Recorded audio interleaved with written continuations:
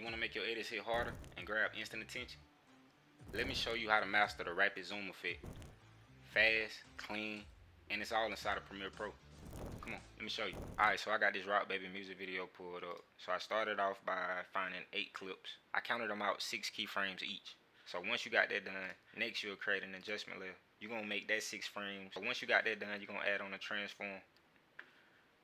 You're going to set the keyframes for position and scale. And you're going to set the scale to 180. You're going to uncheck the use composition shutter angle and set the shutter angle to 360. You know, easy ease. Smooth. Come on, man. You can't tell me this effect ain't easy. Like, I mean, this was like 2 seconds almost. Nah, I don't drag it. But nah, for real though.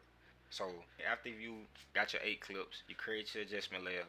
And the final thing that I did to really give it like that touch, so I ended up adding on the film glow. Don't forget to like, don't forget to subscribe, don't forget to leave your thoughts and opinions, man. Discord link is also in my bio.